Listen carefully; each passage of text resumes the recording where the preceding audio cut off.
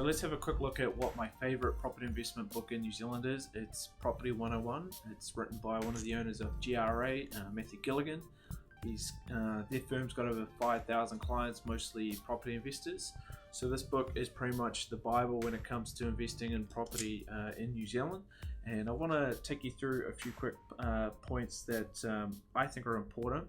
But I really do recommend that if you are investing in property, whether you've already got 10 properties or you're just thinking about your first, I think it's $40. You can buy the book online on their website. But the book dives quite comprehensively into a lot of topics and say, firstly, why property? So property versus shares, there's a little bit of debate what is going to make you the most money, and generally speaking, you might want to consider diversification, but property brings what shares can't, and that's leverage. You can use leverage when you're buying shares, but it's not advised. But leverage means that you can put 100 grand down and buy a 500k house, and then you're getting capital gains on the 500k, rather than with shares you put 100 grand down, you're only getting growth on that 100 grand, not the 500 grand. Some of the topics that I think are important are about property cycles. So understanding that there are property cycles in New Zealand, and each of the different regions have their own property cycle, and generally speaking, Auckland leads that cycle, and that Mathew in particular is very keen on buying when others don't want to, and waiting when the market's really hot, especially to find better deals. So be careful when you invest is the main premise there, and there's a really good chart on the different stages and things to look for that are going to help you identify what stage the property investment cycle is in. For example, in a downturn, there'll be an oversupply of stock, rents are stagnating, there's slow prices at the moment, not much confidence, and then just before there's a bust in the market, valuations fall, and there's abundance of tradespeople. So just identifying certain traits of where you are in the property cycle will help you with your property investment decisions. Mathew talks a bit about different suburbs and what to look for when you're going for capital gains. So opportunities for property investors in Auckland: land banking, larger family homes, subdivision, cash flow. People in Auckland tend to say there's not a really ready market for cash flow in Auckland, and Matt disagrees. You've got to create cash flow through creative property investment and identifying those good opportunities. Coastal land, central suburbs, there's quite comprehensive information about the opportunities and on the Auckland Unitary Plan as well. Small towns, the cash flow myth. So one of the important concepts from the book is that investing in the regions, based on Mathew's opinion, can be quite a bit more dangerous than investing in the main centres. So he really does prefer investments in Auckland rather than buying cheaper properties in the regions, and that's because the myth, there's cash flow. People buy in the regions for cash flow, but if you step back and take a look at 10-year cash in and cash out of property investments in those regions, you really are got to be aware of the deferred maintenance risks, over capitalizing in that area, and then basically there's a catch-up event for the small centres relative to Auckland, and it's a bit of a big boom madness driven by inexperienced investors, loose credit and greed, and that's kind of a cycle that repeats.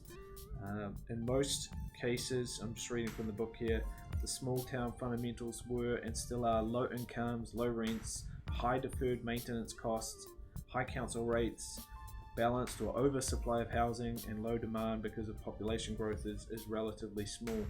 So those are diametrically opposed to what you get when you invest in Auckland.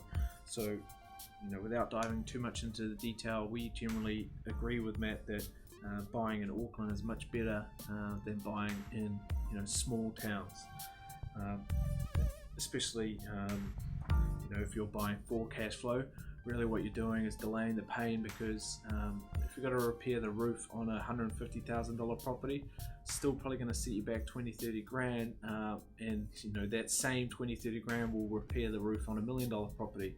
So you've got to think about that sort of thing as well. Matt talks about wealth planning and property investment. Goal setting is an important part of building your property portfolio. So financial plans, strategy plan, modeling for the future, and making sure that you're not working with someone that has absolutely no idea about property investment, and not just spreadsheet filling things in, because that can be quite a dangerous way to do it. Working with somebody that's never worked with property, because they don't understand what really can go wrong, and Murphy's Law suggests that things do go wrong. The book is littered with case studies. There's one, my favorite one is when a group of six people were working with a property coach who duped them into buying a plaster home that was leasehold. So Matt really does just say, hey, look, make sure you're working with experts that are not shysters, and especially leasehold properties. Unless you know what you're doing, stay away from them. Matt talks quite a bit about trading. You buy for a discount, sell at market value, buy and add value. Buy in a rising market, hold on for a little bit, and then try push settlement out to much longer down the track, and then you're getting capital gains on somebody else's dime. But the trader versus buy and hold analysis actually does suggest that a lot of people will make more money doing buy and hold investing rather than property trading. This is because you're avoiding tax and avoiding paying agents fees, amongst other things. So there's some good analysis here on trading versus buy and hold, especially if you're new to investing, you're not an experienced trader and you're thinking about trading. It's worth considering the ramifications of getting into trading, because you might taint your portfolio, and if you get bad advice, it can end up costing you a lot more. Matt is a big proponent, like a bunch of other property investors, of creating instant equity on acquisition. So what does that mean? Is buying at a discount. Matt talks about the 13 Ds of property investing. I will quickly run through some of them. So the 13 Ds is buying a do-up. That's his favorite strategy. That's renovations, deceased estates, buying off dumb people that don't understand the value, buying debt-stressed properties, do-it-yourself sellers, so people that are selling privately often don't understand the value, divorcing people. Now, being in the mortgage game, we see a lot of people that are divorcing, and they do sell their house under value. They just want to get it done. So if you can be on the other end of that transaction, it's a good way to make money. Buy from developers who may be inexperienced or being forced into selling. Deadlines, people who need to be somewhere. See a lot of this as well. People are moving to Aussie, they need to sell. Everybody else is trying to sell, they sell at a discount. Dodgy builds. Now, you should only do that if you know what you're doing. Desperation, disillusionment, and delayed settlement. So, look, deal finders, you might want to look up iFind Property or other property buying companies. They will be able to help you out. They'll often bring good deals and development potential. So buying a property that maybe the owner doesn't understand the real development potential behind it when they're selling it, potentially undervalue. So in conjunction with those 13 Ds of property investment, another strategy is to become a suburb expert.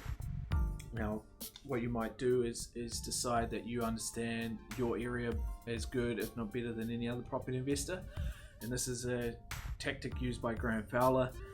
He understands the areas that he is a specialist in, and he tries to stay as investing in those areas. And as a result, he's a buyer of choice for a lot of people that need to sell quickly, or off-market deals, or even deals that have gone to market. Property real estate agents will call Graham up, especially if those properties are in his area, knowing that if the deal's right, that they're going to get a quick sale. The financial analysis of suburbs is a really key aspect of this. So Matt goes through in detail comparing Westmere, Mount Wellington, Manurewa looking at the long-term yields and returns from suburbs, comparing A suburbs, B suburbs, and C suburbs for capital growth and cash flow, and the total analysis of it.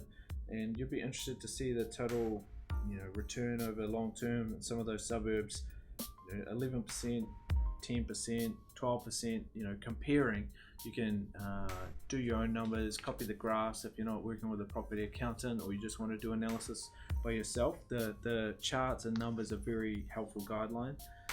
And comparing Mandurriwa, for example, an Auckland suburb, with South Taranaki, you can compare the total return. You'll think, hey, buying cash flow properties out of Auckland, that's what I can afford. And you'll see the long-term total return is actually much better buying in Auckland, even if it is negatively geared. And the key thing is to be able to afford the negative gearing. Making an offer and negotiation tips. I found this to be incredibly helpful. Increasing equity through adding value. So Matt talks a lot about renovation, and this really, for most property investors, should be probably one of the key ways that you're making money. Buying property that needs work done on it, not spending too much on the renovation. Maybe you buy a 500k house, spend 30k, get it revalued a couple months later, it's worth 600k, so you've created that equity that way. Buying and selling property, make sure you document your intentions and talk with your property accountant about what you're up to, and understand the different property ownership entities. There's 7 I think listed here: sole trader, general partnership, limited partnership, limited liability company, look-through company, trust, trading trust. There's a bunch of different things to take into account. You want to make sure you're working with a property accountant that understands what's the best tax and ownership structures for you. There's some information about banking and finance, managing debt. Obviously, when you're working with a mortgage advisor like at iRefi, we are specialists in this. But Matt he's been around in the property investing game for a long time. So one thing that you should listen to him about is how banks react when the market changes. And he's a big proponent of pushing this message, is that a bank is a place where they lend you an umbrella in fair weather and ask for it back when it begins to rain. So he's seen banks pull out of deals and people lose everything they've got because the numbers don't work for the bank and they mortgagee the property. So you just got to be aware that there is risk. Property prices don't always go up, and you got to be prepared that you're not over leveraged and you can weather storms if they do come. And that's how the rich get richer. They're buying from property investors that get over leveraged and can't afford to hold through the down cycle. They're buying at discounted prices because they can afford the long-term hold. Building a professional team. Matt is a big proponent of working with specialist lawyers and brokers and on the insurance and the mortgage side, specialist property managers and specialist real estate agents, because time is money. Working with those experts, even if you have to pay, is money well spent, because the cost of not working with people that you trust and that know more about the market side of things that you don't is that you'll buy the wrong properties and waste a lot of time. So Property 101 is the book that I make pretty much everyone that works at iRefi read. I send the book to lots of clients. I don't make a clip on it. It's a $40 book, but it's filled with decades worth of knowledge from somebody that should be charging a couple grand an hour for his time. So the return on investment on buying and reading this book is probably at least 1,000 to 1. So check out the book. That's the best New Zealand property investors book that I believe, that has the most comprehensive information for beginners and even experienced property investors.